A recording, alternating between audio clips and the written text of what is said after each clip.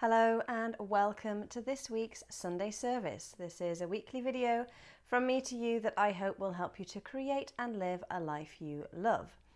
And this week I have a question for you.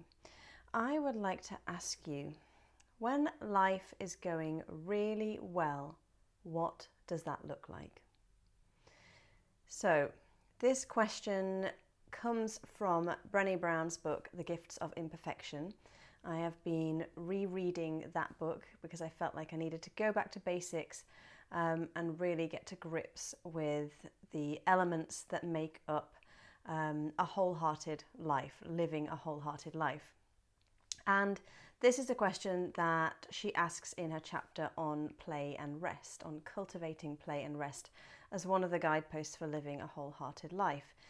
And I've come across this before. Sometimes it can be called rules for sane living. But the way that she describes it is creating a list of your ingredients for joy and meaning in life.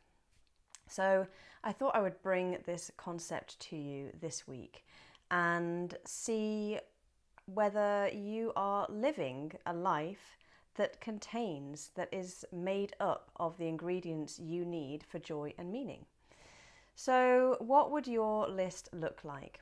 So if you think back to times in your life when you've been thriving, when things have been going really well, when you felt energetic, you felt full of excitement and passion for what you're doing, and life has just been flowing very nicely, thank you very much.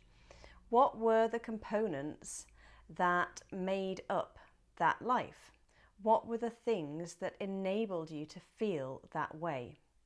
So if I look back over times when I've really been thriving, obviously there's always a little bit of rose-tinted spectacles that comes in here because we have a tendency to forget that perhaps there were things that maybe weren't going quite so well.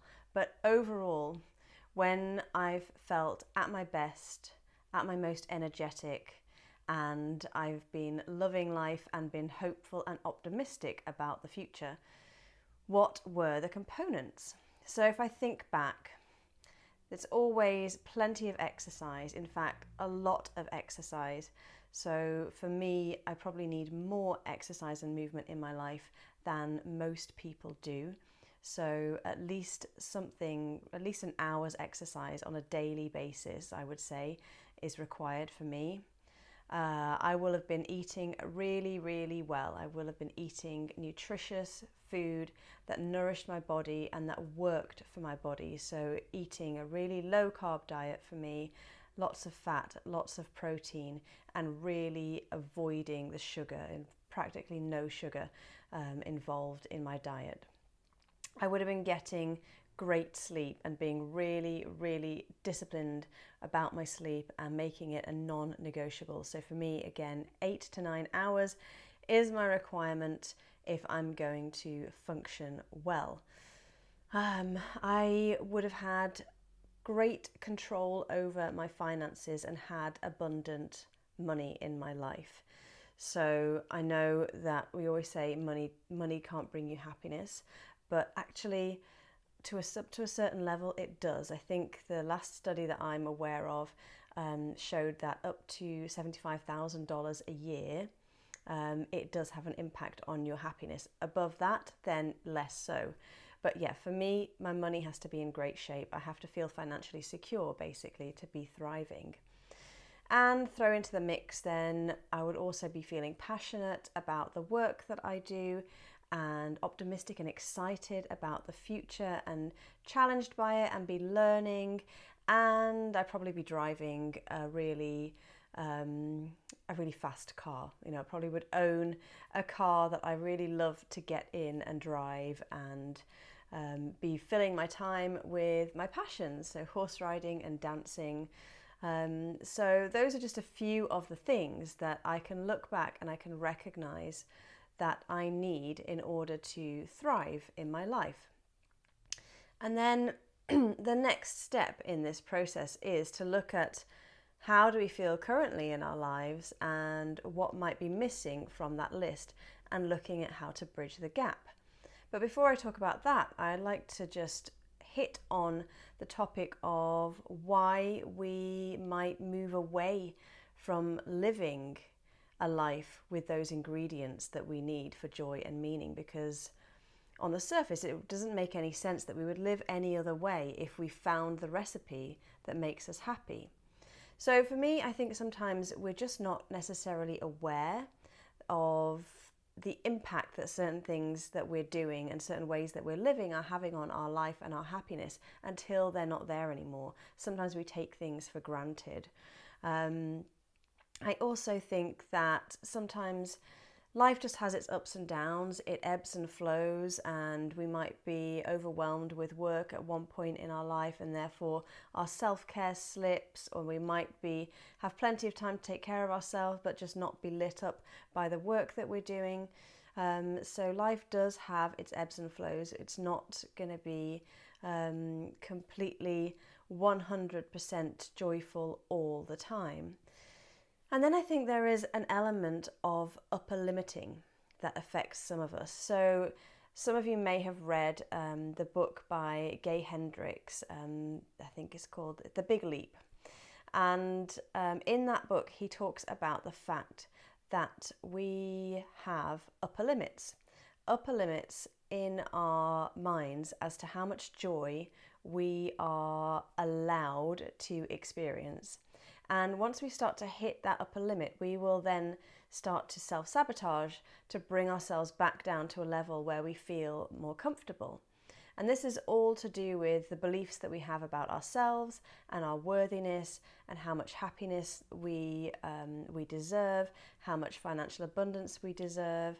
And these beliefs really do have an impact on our day-to-day living and whether we're ever able to reach the heights of joy and happiness and abundance that we say we want. I don't know if you've experienced it. I certainly have. That I will say that I want a certain thing or I want to live a certain way, and yet I'll find myself repeating patterns that just completely counteract that desire. They are just counterintuitive. So maybe have a look at times in your life when things have been going really, really well, and then things haven't been going so well, and see whether there's a repeating pattern, whether there's a particular area in your life where you find that the wheels just come off. Every time you think you're just getting there and life is going swimmingly, all of a sudden it's not. And see if you can spot a pattern. So if we come back then to how do we bridge that gap? Well, first things first, awareness. Awareness of the things that you need in your life in order to be thriving and the things that you currently have in your life, and being able to spot the difference effectively. That is really, really key. And then coming up with a strategy and a plan, a way to start weaving in the things that you need in order to thrive, in order to live a life full of joy and meaning. And you might also need to look at your aims and goals lists and the things that you want to acquire and have in life, and see whether they match up with what brings you joy and meaning. You know, will that more expensive house, more expensive car, the bigger house, the holiday, etc., etc., will getting that mean that you have to work longer hours, or you have to take a promotion that's going to be more stressful? And are those things at odds? And if they are, then you're going to find yourself at a bit of an impasse and be a little bit stuck.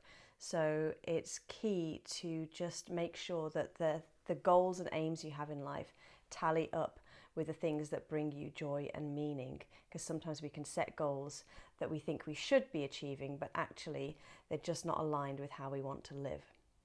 So I hope that has been helpful for you today, and I very much look forward to speaking to you on next week's Sunday service. And if you do need somebody to help you figure out how to live a life full of joy and meaning, you know exactly where I am. I'll speak to you soon.